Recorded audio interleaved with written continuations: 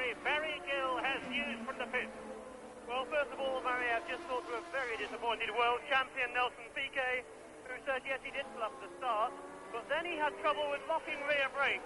He managed to avoid a crash once, and then the second time there was nothing he could do about it. As I left Nelson, of course, when Tracy came in, oil pressure problems on the Brabham car. Both the Brabhams are out. Cheever's got electrical problems, and poor old Gilles Villeneuve in the Ferrari, once again, an engine problem. 6 casualties already. Back to you, Murray. Yes, and the engine problem that Gilles Villeneuve had was obviously a repetition of the turbo problem that Ferraris have had for a lot of last year.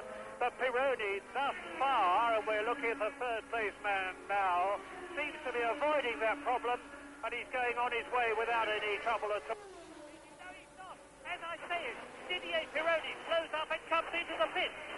Well, my goodness, it pays never to make a prophecy. And this is going to be tyres, obviously, or are they just checking the car while they change the tyres? There goes his team manager, talking to Pironi without the benefit of an electrical headset.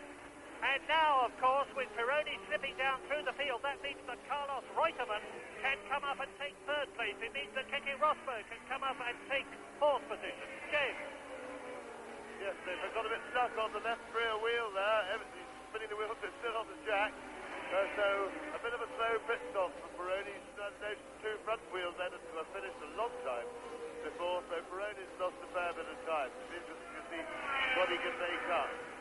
But I think tyres may play quite a big part in this race. I was speaking to the McLaren drivers before the race, Lauda and Watson, and they were worried both on temperature and wear for the tyres. They reckon they were pretty marginal for the tyres to last the race in healthy condition with enough rubber on.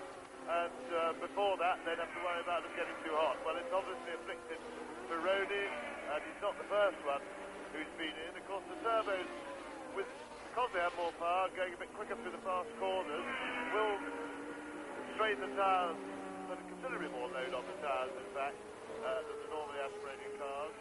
But that doesn't, of course, mean that they will have any less trouble. There is Reutemann, is it?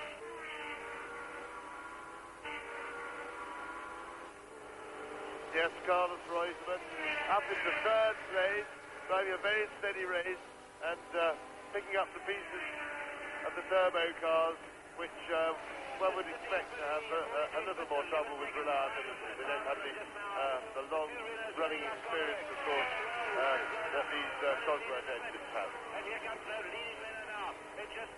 As we look at Carlos Reutemann, I can confirm that he is definitely in third place, and this is the man that won the 1981 South African Grand Prix, albeit without any of the turbo cars here. And ahead of Reutemann are the only 2 powerfully running turbo cars left in the race, those of race leader Alain Prost and his teammate René Arnoux in second position. And behind Carlos, who finished second in the 1981 World Championship, after a disastrous race in Las Vegas, and has been brought back into the Williams team after he said he refused to drive with Alan Jones, who's sitting out there in Australia watching this race, if Alan decided he was going to come out of retirement. Well, Alan stayed on the farm, and Carlos Reutemann has come back. And there is John Watson, number 7, who is well up through the field now. He is in 5th position. Prost leads, Arnoux second. In 3rd position, Reutemann. In 4th position is Rosberg. In 5th position is John Watson. And in 6th position now is Niki Lauda. And there is Watson, number 7, in that 5th position.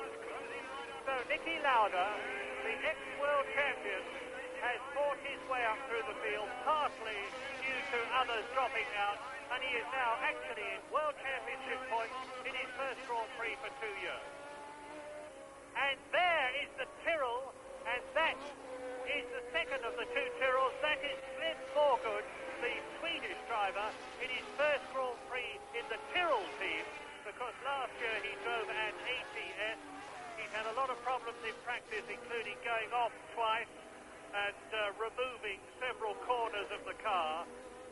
It looks as though he's trying to read And obviously he's decided, I've never seen anybody doing this before, reversing a car along the circuit, but he's obviously trying to, I have not the remotest idea what Morgan thinks he's up to. Trying to execute a three-point turn, I think, Barry. He's got a lot of traffic going past. It's certainly a most extraordinary manoeuvre, but he's finally got away. He must have had a spin there. His nose is flapping, as you see. So I hope he goes slowly, because if that blows off, it looks as if it could. Apart from the potential damage it could do to him, it could blow into the face of a following car. That's a potentially dangerous situation. John Watson still fighting his way through the back markers, and Lauder is closing in a little bit, but he's got the two Alphas to get rid of before he can challenge properly. Into the pits comes Slim Morgan, and you can see what the trouble is. It looks as though the whole of the nose section of the car has come adrift. There's Ken Tyrrell just out of the picture. Is he going to be tired? Can't possibly be, surely. Anyway, there is race leader Alain Prost on his 33rd lap now. And where is the second place man, René Arnoux, in relation to Prost? The answer is a long, long way back in comparison with the gap which existed between the two Frenchmen earlier on. But this is the excitement, the battle for fifth position between the white car, the leader of these two, who is coming up to lap one of the ATSs, and the man who's driving the white Williams car, number 6, is the Finnish driver Keke Rosberg. He had a terrible season last year in the Fittipaldi car, and he's going through. And now Watson spun off at one point here, but was perfectly all right. And now he's passed, and John Watson has taken a great deal out of the lead that Keke Rosberg had over him. Rosberg in 4th position, and we could well see a change for 4th place soon.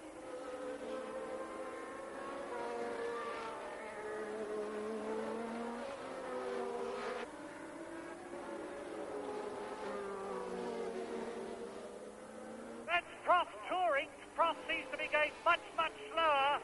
Alain Prost, we're getting the turbocharged cars are in trouble, and Alain Prost is one of them. He's being passed by car after car. This is the previous race leader, a race of real problems, and you can see that. His front wheel has locked up, and you can see the brake is locking up, and it looks as though Alain Prost's race is run on lap 41, and this is going to blow things wide open, because it will mean that only the 1980 South Africa, and look at his rear tyre, off goes the wheel. Prost was not only in trouble, that's the problem. Prost's front wheel was off the ground because he has punctured his rear side rear.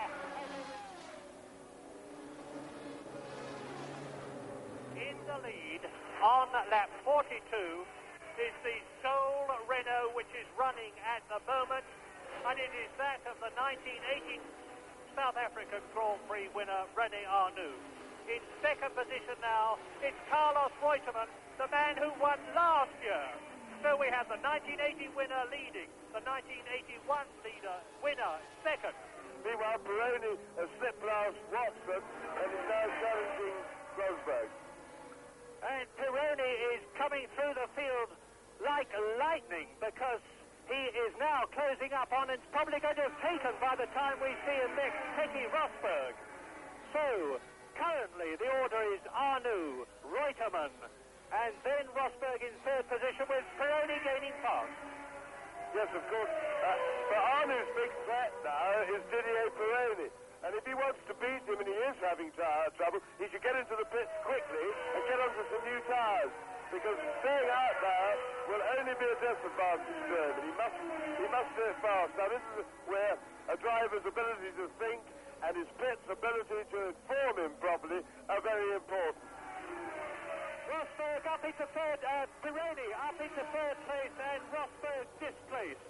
One Renault then effectively left in the race, that of René Arnoux leading it, with Carlos Reutemann in 2nd place.